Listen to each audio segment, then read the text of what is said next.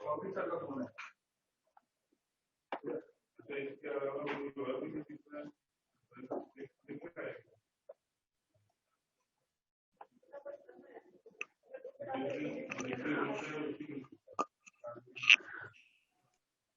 student. Good morning. Good morning. Voice video clear है आप सभी को?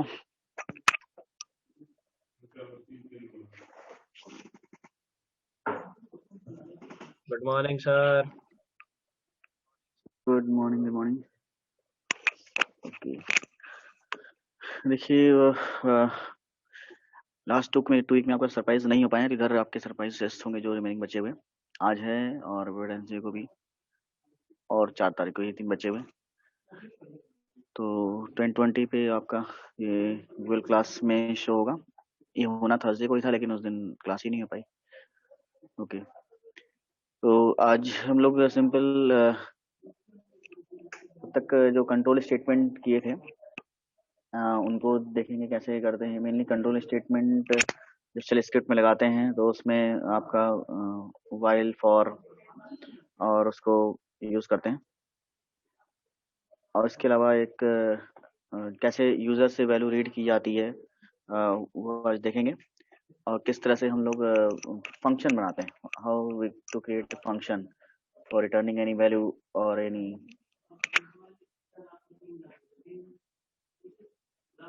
कोई भी रिटर्न वैल्यू करना, पास करना, कैसे वैल्यू को करते हैं वो एक एग्जांपल में देखेंगे। तो बेसिकली जो कंट्रोल स्टेटमेंट है उसमें यहाँ पे यूनिक्स के अंदर आपके व्हाइल, फॉर, डू, अनटिल, ये आपके कंट्रोल स्टेटमेंट हैं यूनिक्स के अंदर। तो व्हाइल सिंपली जो लिखा जाता है उसमें हम लोग ये ध्यान रखते हैं कि इनिशिएशन करने के बाद वेरिएबल जैसे इनिशिएशन किया जाता है, फिर हम लोग व्हाइल की कंडीशन देते हैं with square bracket, space include करना है उसके बीच में, और उसके साथ कंडीशन लिखनी है। वेरिएबल एक्सेस करने के लिए डॉलर साइन का यूज़ किया जाता है, डॉलर वेरिएबल नेम, और उसके बाद हम अलग तरीके से कंडीशन लगाते हैं, जैसे कि इक्वलिटी चेक करने के लिए डबल इक्वल टू, या अगर नॉट इक्वल टू चेक करना है तो not equal to, exclamation sign equal to, ये लगाते हैं। और इसके साथ साथ कुछ जैसे कीवर्ड हैं, जैसे हाइफन जीटी ग्रेटर देन के लिए, हाइफन एलटी लेस देन के लिए, hyphen greater than equal GE, LE less than equal, ये भी यूज़ किया जाता है। दूसरी चीज़ ये याद रखनी है कि जब व्हाइल स्टेटमेंट स्टार्ट होता है तो उसका डू है, और उसकी क्लोजिंग के लिए डन स्टेटमेंट यूज़ किया जाता है। और इसी तरह से इफ़ का फाइल तो आप जानते ही, फॉर लूप जब लिखते हैं तो फॉर लूप में भी आपका सिंपल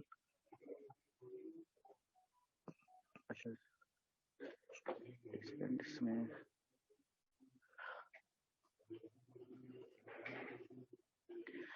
तो फॉर लूप जब आप लिखेंगे तो for loop we also include do done statement, तो उसको यूज़ करेंगे।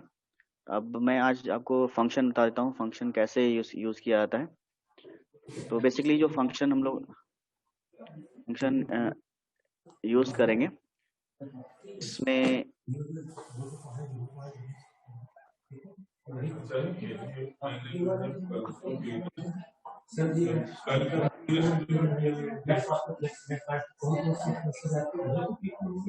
ये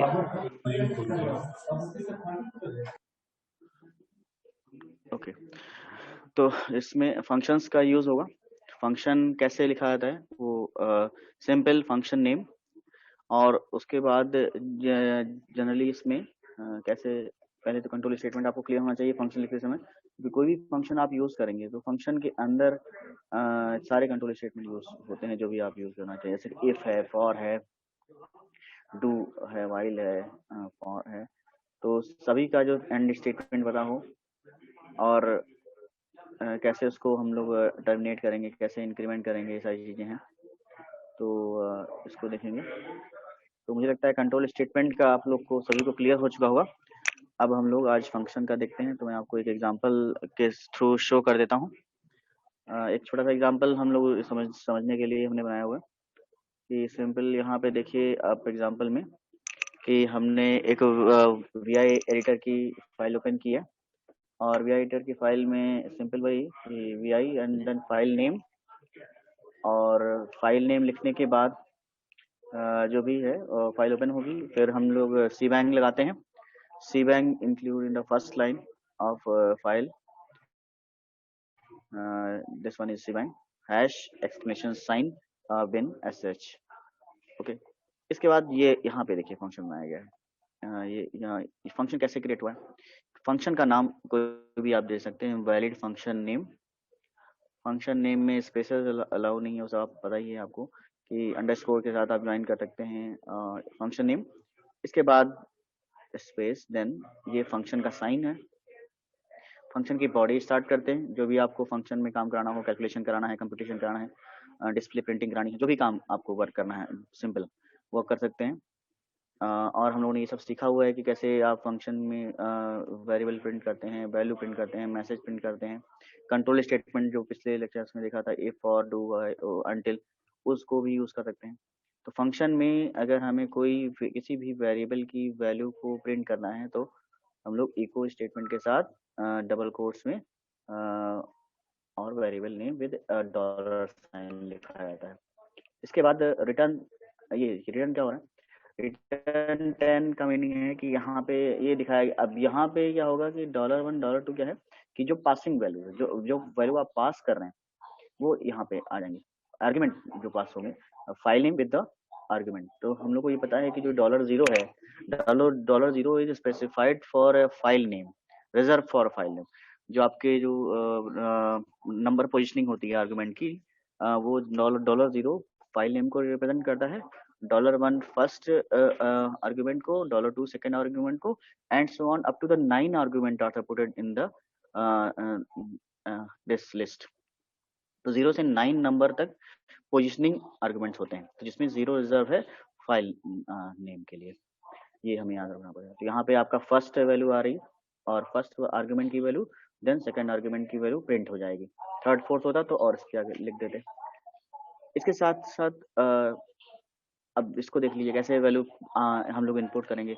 यहाँ पे देखिए फंक्शन कॉल किया गया है। This is the purpose of process of function calling. हमने फंक्शन का नाम लिखा हुआ है, यहाँ पे हम लोग ब्रैकेट नहीं लगाएंगे, सिंपल फंक्शन का नेम। ये देखिए फंक्शन का नेम लिखा हुआ है सिंपल, जैसे यहाँ पे लिखा हुआ है।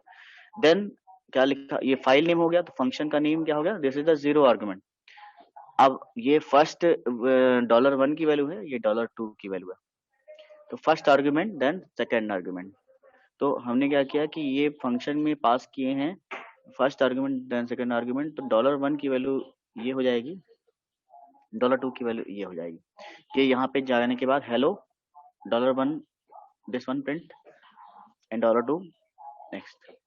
ओके, तो कैसे फंक्शन में पास कर रहे हैं वैल्यू, वो कैसे एक्सेस कर रहे हैं वो यहाँ पे देख सकते हैं। अब दूसरी चीज एक और देखिए कि फंक्शन अगर कोई वैल्यू रिटर्न करता है, if any function returns value to the outside the function, तो रिटर्न देन वैल्यू और अ वेरिएबल कोई भी लिखा जा सकता है। अब रिटर्निंग जो वैल्यू होती है उसको हमें एक्सेप्ट करना है, तो देखिए यहाँ पे एक्सेप्ट किया गया। अगर कोई वैल्यू फंक्शन ने भेजी हुई है और उसको हमें किसी अदर वेरिएबल में स्टोर करना है, तो हम लोग को जैसे एक variable name RET variable name है, डॉलर और question mark. Dollar question mark जो है वो जो भी आर्ग्यूमेंट रिटर्न किया गया है, जो भी रिटर्न वैल्यू आई है उसको दिखा रहा है। और इसको हमने ये एक वैल्यू को स्टोर कर लिया RET के अंदर, और इस RET वेरिएबल को हम लोग सिंपल प्रिंट कर सकते हैं, जैसे हम लोग इको मैसेज के थ्रू प्रिंट करते हैं। तो इस छोटे से प्रोग्राम में हमने ये देखा है कि कैसे फंक्शन में वैल्यू पास करेंगे, कैसे फंक्शन से वैल्यू रिटर्न करेंगे, ये दोनों चीज देखी गई है।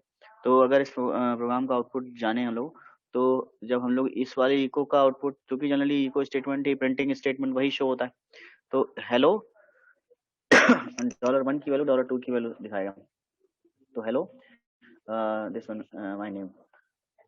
और इसके बाद ये जो आपका है ये क्या करेगा, 10 जो है वो RET की वैल्यू 10 होनी चाहिए, क्योंकि फंक्शन ने ये रिटर्न किया, तो RET यहाँ पे रिटर्न वैल्यू इज 10 प्रिंट होना चाहिए।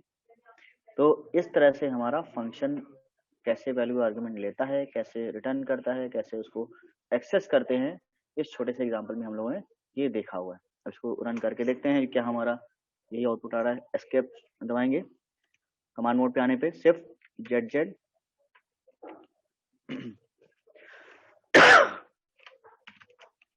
कम बाहर आ गए। फिर हमने सिंपल बैश ये, तो फंक्शन ये प्रोग्राम रन होके आउटपुट आ गया। यहाँ का देखिए आउटपुट क्या है, पहले वाले हमने बताया था फर्स्ट इको स्टेटमेंट, जब फंक्शन में आर्गुमेंट पास किए गए थे तो $1 की वैल्यू यहाँ पे आई है, $2 की वैल्यू यहाँ पे आई है, तो हेलो प्रिंट हो गया।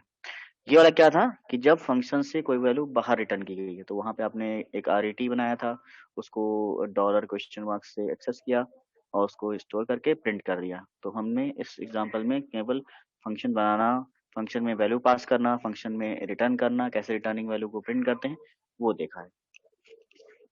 इसके बाद एक और भी क्वेश्चन देख लेते हैं। एक और ये प्रोग्राम छोटा सा है, इसमें क्या देख रहे हैं हम लोग, यहाँ पे हम लोग ये देख रहे हैं कि कैसे फंक्शन के अंदर कोई दूसरा फंक्शन कॉल किया था, how we use the function within the function. किसी भी फंक्शन में कोई भी दूसरा फंक्शन कैसे हम लोग यूज करेंगे वो हम लोग इस एग्जांपल में देख रहे हैं। छोटा सा एग्जांपल है। तो यहाँ पे एक फंक्शन जैसे बनाया था सिंपल हम लोगों ने, माई फन बनाया, इसमें फर्स्ट फंक्शन यूज किया, वहाँ पे मैसेज दे दिया हमें आउटपुट चेक करने के लिए, फर्स्ट फंक्शन का आउटपुट ये आएगा। इसी के अंदर एक दूसरा फंक्शन कॉल किया गया, फंक्शन के अंदर एक दूसरा फंक्शन कॉल किया गया। तो माई फन एक फर्स्ट फंक्शन है और माई फन टू सेकंड फंक्शन है। तो सेकंड फंक्शन किस में कॉल किया गया, फर्स्ट फंक्शन कॉल किया गया। अब कॉल इसकी बॉडी भी कहाँ पे है ये देखिए, माई फन टू की बॉडी में हमने कुछ और ये वाला स्टेटमेंट दिखा दिया।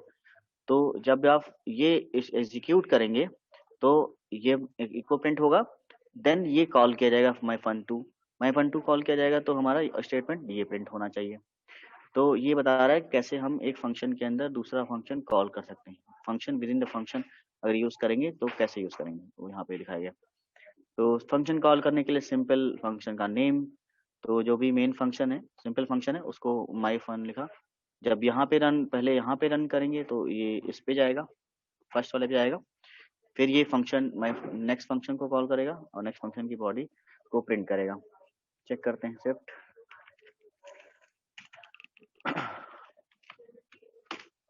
तो देखिए ये इसमें आउटपुट आ रहा है। पहले फंक्शन जब कॉल हुआ, आपने मेन फंक्शन कॉल किया था सिंपल पेरेंट फंक्शन, तो उसका आउटपुट आ गया। उसके अंदर एक और फंक्शन कॉल किया गया था तो उसका आउटपुट यहाँ पे आ गया। तो इसमें हम लोगों ने फंक्शन के अंदर फंक्शन कैसे कॉल करते हैं वो दिखाया, सिंपल तरीके से लिखा है हुआ है। फंक्शन का यूज काफी ज्यादा किया जाता है स्क्रिप्टिंग के अंदर कंट्रोल स्टेटमेंट के बाद में। एक नेक्स्ट एग्जांपल है यहाँ पे, यहाँ पे क्या दिखाया गया है, यहाँ पे हम लोग ये देख रहे हैं कि कैसे, अब तीसरा एक रिक्वायरमेंट आती है control statement function use within the function use करने के बाद कि यूजर से कैसे वैल्यू ले, how we get the value from the terminal, how we get the value from the keyboard from the user. अभी तक सब कुछ हम लोग प्रोग्राम के अंदर ही एक स्टेट फिक्स वैल्यू लिख रहे थे और वहां पे ही डिफाइन कर ले रहे थे, वहीं पे उसको इनिशियलाइज कर ले रहे थे। लेकिन हमेशा सबसे अधिक रिक्वायरमेंट आती है कि यूजर से कैसे वैल्यू ली जाए टर्मिनल से। तो इस एग्जांपल में ये दिखाया गया कि how we get the value from the user.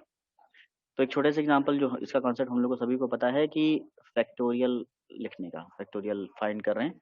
इस क्वेश्चन में सिंपल ये है कि यूजर कोई भी नंबर देगा, कुछ भी नंबर एंटर करेगा, उस नंबर को एंटर करने के बाद आपका जो लॉजिक है उसको, उसका फैक्टोरियल निकाल के फिर उसको प्रिंट दिखाना है। उसको यूजर से नंबर लेना है, उसका फैक्टोरियल निकाल के आपको उसको दिखाना है, ये यहाँ पे किया गया। तो देखिए कैसे कर रहे हैं। यहाँ पे इस वाले में हमने एक फंक्शन बनाया हुआ है फैक्टोरियल नाम का, और उसमें सिंपल लॉजिक जैसे कि if $1 is greater than $1। Factorial का लॉजिक यही होता है कि जो भी आप नंबर देते हैं उसके जितने भी प्रीडिसेसर होते हैं उनका मल्टीप्लिकेशन अप टू द 1 हम लोग मल्टीप्लाई कर लेते हैं और उसको प्रिंट कर देते हैं। ये फैक्टोरियल का सिंपल लॉजिक। तो वही लॉजिक यहाँ पर भी लगाया गया है कि इफ $1 इज ग्रेटर देन 1, जब तक आपकी ये काम होगा, जब तक आपका 1 से ग्रेटर रहेगा, then I equal to expression. अब हम लोग को क्या करना है, डिक्रीमेंट करते जाना है। हमने बोला है कि प्रेडिसेसर, नंबर के प्रेडिसेसर पहले वाले, जैसे आपने मान लिया 5 दिया तो 5 के बाद पहले 4 आना चाहिए, फिर 3 आना चाहिए, फिर 2 आना चाहिए। तो जो नंबर दे रहे हैं एन, उसकी वैल्यू बार बार कम होती है, यानी कैसे कम होनी है, 1 1 कम होनी है। इसीलिए यहाँ पे लिखा हुआ है कि आई इक्वल टू एक्सप्रेशन $1 -1। $1 क्या है कि जब वो जो स्टेटमेंट, जो वैल्यू आप यूजर से वहां से लेंगे आर्गुमेंट में, $1। $0 क्यों नहीं लिखा, क्योंकि $0 तो फाइल का नाम होगा, वो हम लोग यूज नहीं कर सकते। तो $1 लिखा और उस वैल्यू में -1 हो जाए, उस वैल्यू में -1, जैसे 5 हुआ तो अगली बार क्या हो जाएगा, आई की वैल्यू 4 हो जाएगी। तो इसलिए यहाँ पे ऐसा किया गया है। इसके बाद क्या हुआ, यहाँ पे देखिए क्या हो रहा है।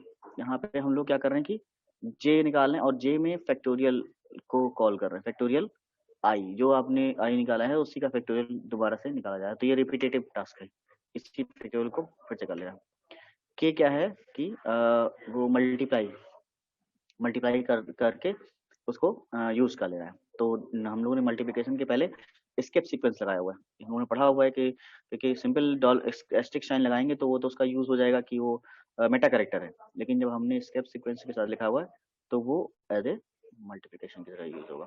तो आई 1 इंटू जे, ये मल्टीप्लाई होता जाएगा मल्टीप्लिकेशन के लिए, क्योंकि हमें उसको स्टोर करना है। फिर के सिंपल प्रिंट कर दिया। और अगर आपने नंबर में 1 भेज दिया, सपोज करिए आपने 1 का ही फैक्टोरियल दे दिया, तो हमें ये सब नहीं करना होता है, हमें एल्स में केवल 1 का फैक्टोरियल 1 होता है, वो सिंपल आपने प्रिंट कर देना है। और उसके बाद इफ को का क्लोजिंग फाइल लगा दिया। तो इस तरह से एक आपको लॉजिक बनाया फैक्टोरियल के लिए। अब यहाँ पे देखिए नीचे क्या हो रहा है। नीचे में हम लोग यूजर से इनपुट ले रहे हैं, यूजर से कोई भी वैल्यू ली जा रही है फैक्टोरियल निकालने के लिए। तो यूजर से वैल्यू लेने के लिए जैसे कि बाई लिखा, डू लिखा, ये देखिए enter your number, enter number लिखा। रीड एक्स, रीड कमांड जो होता है वो किसी भी यूजर से टर्मिनल से वैल्यू को एक्सेस करने, कीबोर्ड से वैल्यू को एक्सेस करने के लिए through the argument, through the terminal, हम रीड स्टेटमेंट यूज करते हैं। रीड एक्स एक वेरिएबल, और इस x की वैल्यू को हमने पास कर दिया है फैक्टोरियल के अंदर। तो फैक्टोरियल $x, तो $x जो आप यूजर से यहाँ से लेंगे उसकी वैल्यू को इस वाले में पास कर दिया गया है यहाँ पे। और ये $1 में क्या आ जाएगा, $x की वैल्यू आ जाएगी, डन प्रिंट कर दिया। तो इस तरह से इसमें यहाँ दिखाया गया कैसे कि हम रीड करेंगे वैल्यू को, कैसे एक्सप्रेशन लिखेंगे, कैसे आप कंडीशन चेक करते हैं। सिंपल इसका इस प्रोग्राम का था कि कैसे रीड करेंगे वैल्यू को। कमांड मोड में आते हैं, स्केप दबाने के बाद शिफ्ट जेड दबाइए, उसके बाद बैश कमांड लगाते हैं। अब यहाँ पे नंबर पूछ रहा है, तो सपोज करिए आपने 5 प्रेस किया हमने, तो हमने कीबोर्ड से प्रेस किया है। अब ये रीड स्टेटमेंट के थ्रू गया। क्या दे रहा है,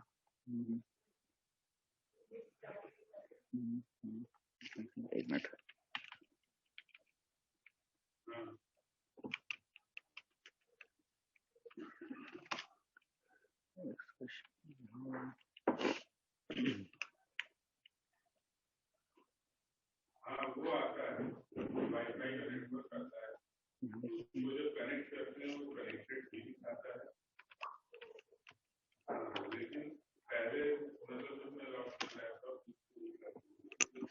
टिकन टू इसमें एरर दे रहा है हम लोग।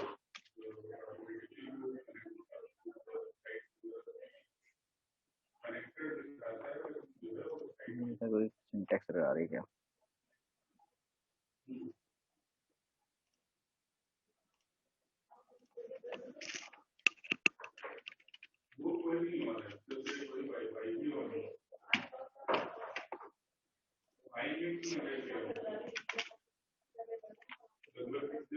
चेकिंग वेरिएबल भी यहाँ लिखना है।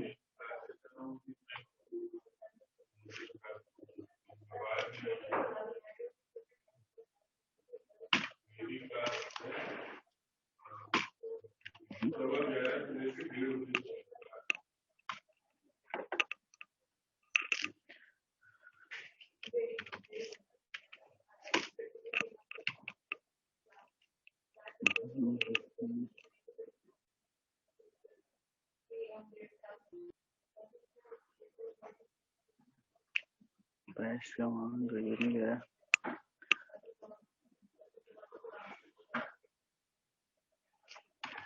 कुछ इसमें सिंटैक्स एरर आ रही है, 1 मिनट रुकिएगा।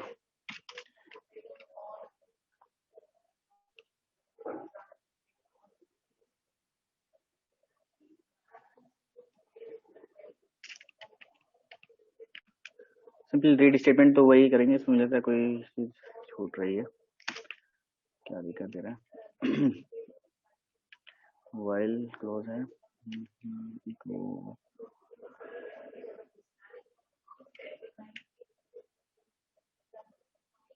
वाइल कर दो टू रन रीड एक्स। तो इसको देख लेंगे क्यों इसमें रीड एक्स दे रहा है। मैं सिंपल हम लोग को जो देखना था रीड एक्स की तरह से यूज कर रहे हैं, इसमें पता नहीं क्यों नहीं दे रहा है।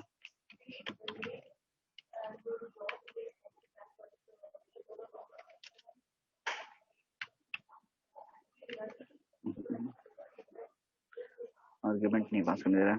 चलिए देखेंगे सिंपल रीड स्टेटमेंट को हम देखा कैसे रीड करेंगे। रीड तो चल रहा है क्योंकि रीड से वैल्यू वो ले रहा था, यहाँ पे ये नहीं हुआ।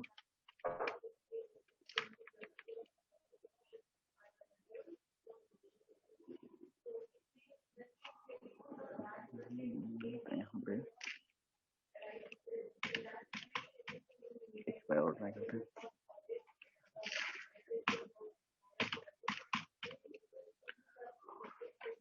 ओके, इसको देख लूंगा। आप लोग का ये सरप्राइज का लिंक मैं दे रहा हूँ,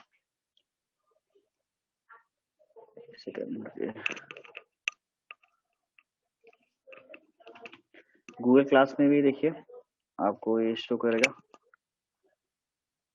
सरप्राइज टेस्ट के सेक्शन में गूगल क्लास में ये दिया हुआ है, वैसे यहाँ पर भी मैं दे रहा हूँ। इसको शेयर कर लीजिए, करिए लिंक ओपन करिए, देखिए इसमें कोई दिक्कत तो नहीं आ रही है। ओपन हो गया सभी का फॉर्म? यस सर, ओपन हो गया। ओके, हाँ तो ये गूगल क्लास में भी इसमें देख लीजिएगा, वहां से भी ओपन हो जाएगा और टर्न इन वहां कर दीजिएगा, ठीक है। मैं तब तक इसको देखता हूँ क्यों नहीं हो रहा है।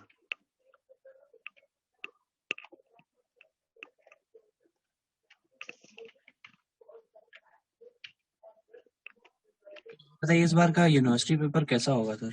रिटर्न होगा या फिर वो एमसीक्यू टाइप? देखिए शायद एमसीक्यू टाइप ही होगा, अगर जल्दी ही फरवरी में हुआ तो, जनवरी फरवरी में, ठीक है। तो उसमें एमसीक्यू बेसिंग ज्यादा चांसेस हैं।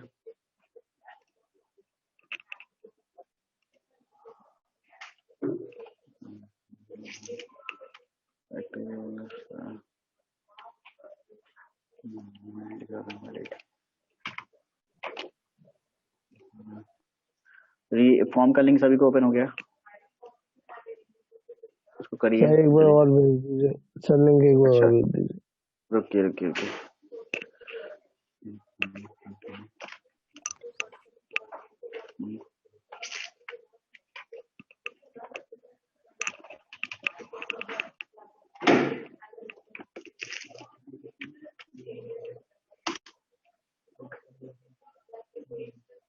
ये है, देखिए चेक करिए।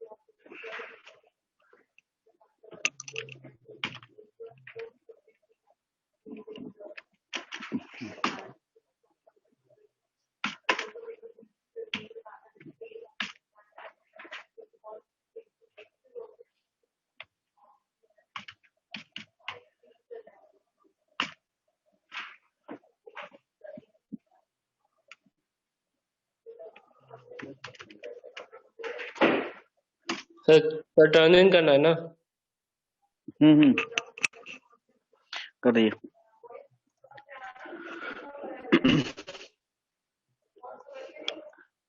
लैब 3 तक और 1-2 तक मैंने सब लिस्ट ली है, जिसके नहीं अभी सबमिट हुए हैं। लैब 1-2-3 वो सबमिट कर दें, नहीं तो फिर वो मार्क्स 7-0 होने हैं सभी लैब के, क्योंकि मैंने नाप कर ही दे चुका हूँ उसको, फिर उसका अपडेशन नहीं होगा।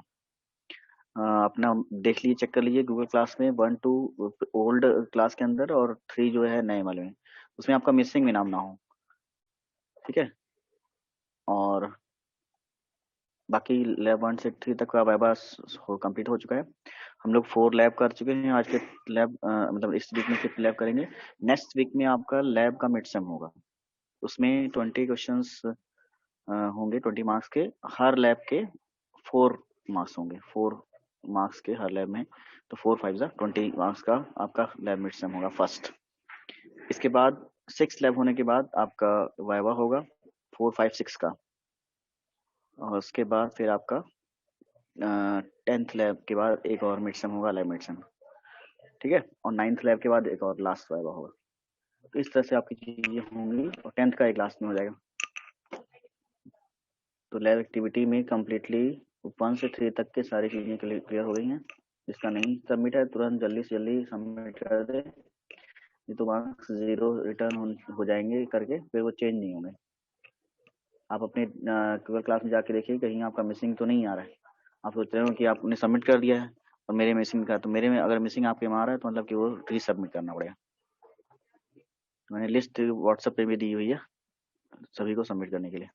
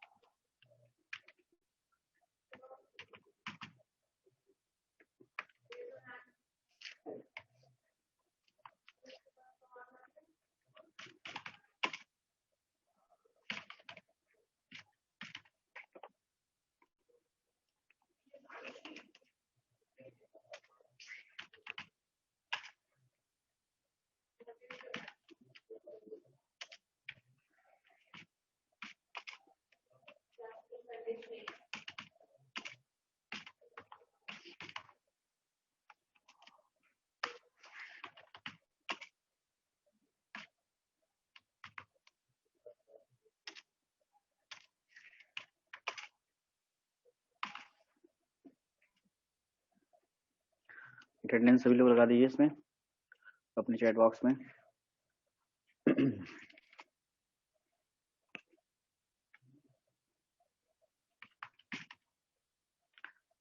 लैब असाइनमेंट और ट्यूटोरियल शीट जो भी है, जिसमें जिसने नहीं सबमिट किया वो सबमिट करता रहे उसको जल्दी जल्दी।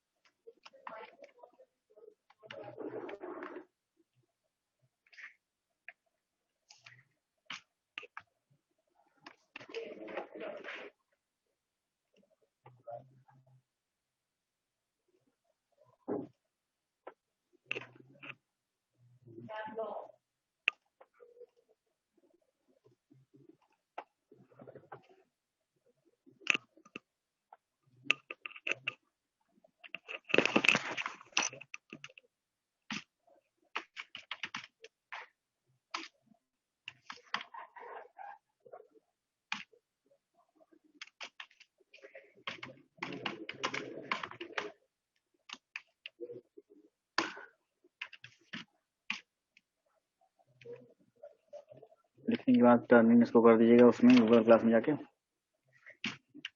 यस सर कर दिया। ओके, और अपने असाइनमेंट को गूगल क्लास में चेक कर लीजिए। ट्यूट को 1 2 3 लैब असाइनमेंट 1 2 3 ट्यूटोरियल 1 2 3 4। हाँ बोलिए सर प्रोसेस स्टेटस और प्रोसेस टाइप सेम है क्या सर? क्या चीज? सर प्रोसेस स्टेटस और टाइप्स ऑफ प्रोसेसर सेम होता है? प्रोसेस स्टेटस जी सर। और types of processor? Yes sir, मतलब type of processor daemon orphan जो सर होता है, ये सब सर यही सब स्टेटस होता है सर प्रोसेस के? नहीं, टाइप्स तो वो तो डीमन है, वो तो सही है, लेकिन स्टेटस का मीनिंग है जैसे कि प्रोसेस अगर रनिंग है, क्लोज है, वेटिंग है, ये सर ये सब तो स्टेटस होंगे ना। सर ये तो प्रोसेस स्टेट हो गया ना सर ये तो। अच्छा रुको, मैं एक बार चेक करता हूँ नेट पे, क्योंकि यूनिक्स में हर चीज का अलग अंदर है। एक सेकंड रुकिए, मैं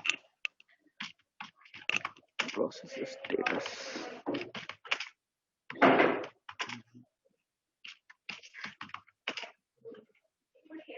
प्रोसेस टाइप्स।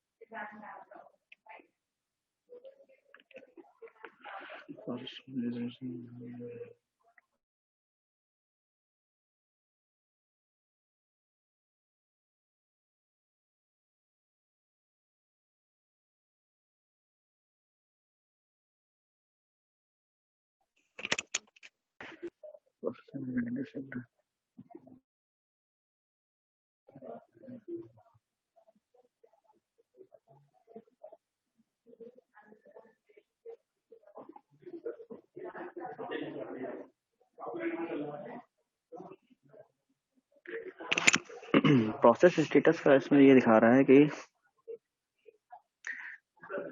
जो प्रोसेस स्टेटस होती है, जैसे कि जो कोई भी प्रोसेस, हर प्रोसेस का प्रोसेस आईडी होती है। तो ये कह रहे हैं कि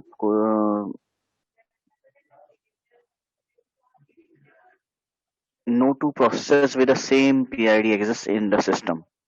एक ही सिस्टम पे दो प्रोसेस की सेम प्रोसेस आईडी नहीं हो सकती है।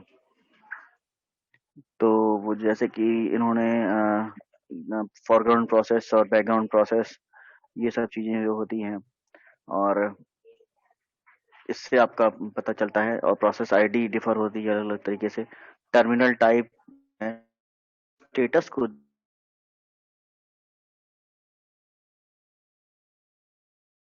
जो होता है प्रोसेस स्टेटस को ही बताता है। तो प्रोसेस स्टेटस में वो सारी प्रोसेस जो रन हो रही है उनकी पीआईडी, पीआईडी एक तरह से कहते हैं प्राइमरी की तरह से। तो जो जो भी टू प्रोसेस हैं उनकी प्रोसेस आईडी अलग होनी चाहिए। तो प्रोसेस स्टेटस जो होगा वो प्रोसेस की पीआईडी के अकॉर्डिंग डिटेल्स होंगी। ये इन्होंने कह रहे हैं, ये सब इस तरह से बता रहे हैं। और जो प्रोसेस जो टाइप बताया वो तो आपने जो जैसा कहा वही है कि आपका वो जो अभी बता रहे थे डेमन प्रोसेस हैं, और बैकग्राउंड प्रोसेस, फॉरग्राउंड प्रोसेस, ये सारी होती हैं इस तरह से। लेकिन प्रोसेस स्टेटस जो है यूनिक्स के अंदर यहाँ पे ये है कि उस जनरली ये कह रहे हैं कि आप वेरियस प्रोसेसेस की प्रोसेस आईडी डिफर होती हैं। प्रोसेस आईडी के अकॉर्डिंग जो लिस्टिंग ऑफ द प्रोसेस होती है, जो हम लोग पीएस कमांड से देखते हैं डिटेल्स, तो पीआईडी चेंज होती हैं, उन्हीं के अकॉर्डिंग उनको यूनिकली आइडेंटिफाई कर लिया जाता है। तो ये प्रोसेस स्टेटस को बता रहा है। ठीक है, ये शो कर रहा है। Yes sir. दो अलग चीजें हैं। टाइप थ्योरेटिकल कॉन्सेप्ट हो गया जो आपने बताया, तीनों तरह का है। लेकिन प्रोसेस स्टेटस जो है वो all processes identified with their unique process ID, और इसका कमांड पीएस कमांड है। ये हम लोग इस तरह से लिख सकते हैं।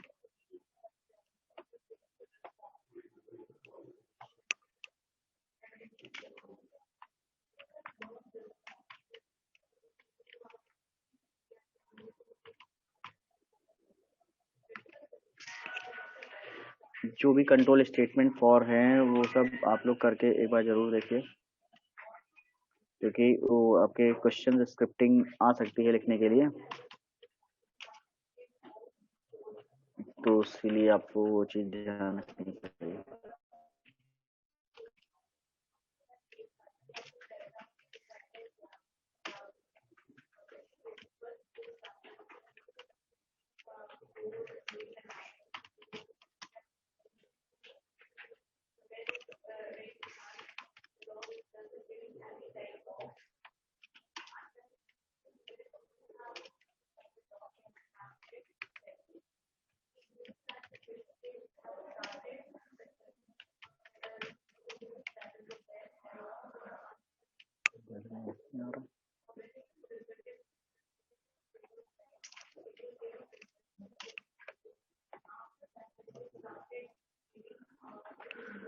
ठीक है क्लास, तो अपने सारे गूगल क्लास में जाके देखिए, मिसिंग में आपका नाम तो नहीं है, उसको जल्दी से ड्यूस सब सारे क्लियर करिए। और आने वाली क्लास में हम लोग के अभी आपके 2 सरप्राइज बचे हुए हैं, तो वो भी होंगे, क्योंकि हम लोग लास्ट वीक में सरप्राइज नहीं ले पाए, तो वो हो जाएगा। आज 2 और बचे हुए हैं, एक 29 को, एक 4 को। तो 2 काम करने हैं, पहले गूगल क्लास में ट्यूटोरियल सारे और लैब असाइनमेंट सब चेक करना है, उसमें मिसिंग में आपका ना है। और control statement, for loop, do while, इनके सारे एक प्रैक्टिस करके एग्जांपल उसको कर लीजिए इसको।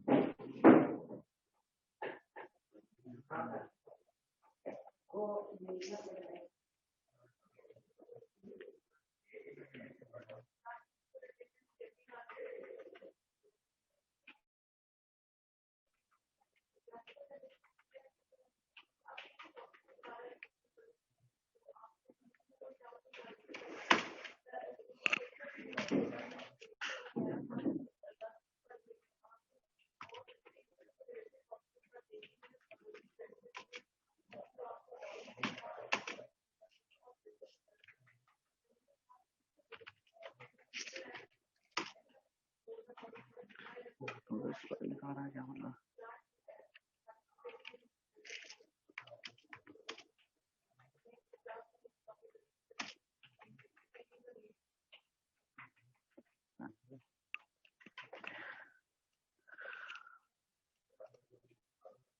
ठीक है क्लास, सभी का सबमिट हो गया? जितने लोग हैं, अटेंडेंस सभी की हो गई इसमें?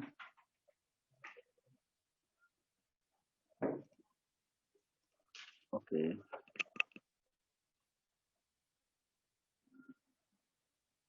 Thank you. चलिए, थैंक यू, बाय।